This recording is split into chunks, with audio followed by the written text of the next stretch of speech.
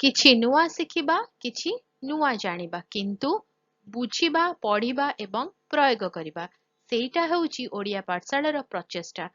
ଆପଣମାନଙ୍କୁ ସମସ୍ତଙ୍କୁ ସ୍ୱାଗତ। ଓଡ଼ିଆ ପାଠଶାଳାକୁ ଚାଲନ୍ତୁ।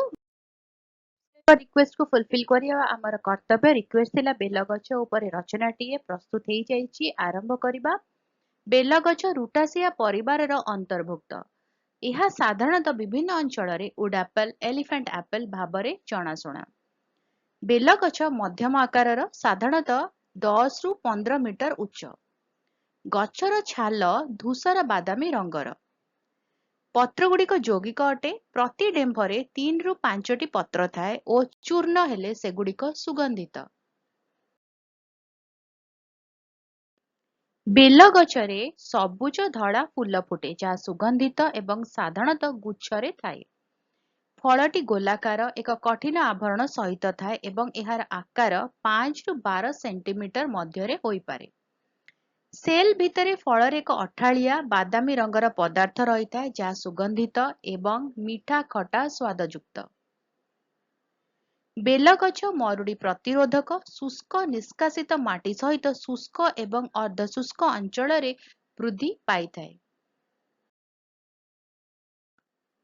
ସାଧାରଣତଃ ମଞ୍ଜି ମାଧ୍ୟମରେ ବେଲଗଛ ବଂଶ ବିସ୍ତାର କରେ ଓ ଗ୍ରାଫ୍ଟିଂ ପଦ୍ଧତି ମଧ୍ୟ ବ୍ୟବହାର କରାଯାଏ।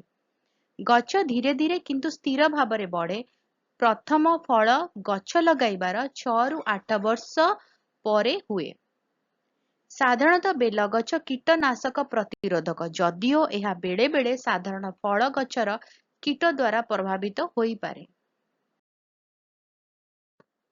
ଏହି ବୃକ୍ଷ ମୃତ୍ତିକା ସଂରକ୍ଷଣରେ ବିଶେଷ ଅବଦାନ ଦେଇଥାଏ।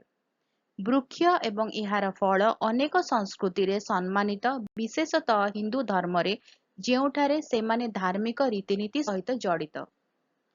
ବେଲଗଛ ଦୀର୍ଘସ୍ଥାୟୀ, ଅନେକ ଦଶନ୍ଧି ଧରି ବଞ୍ଚିଥାଏ ଏବଂ ବାର୍ଷିକ ଫଳ ପ୍ରଦାନ କରେ।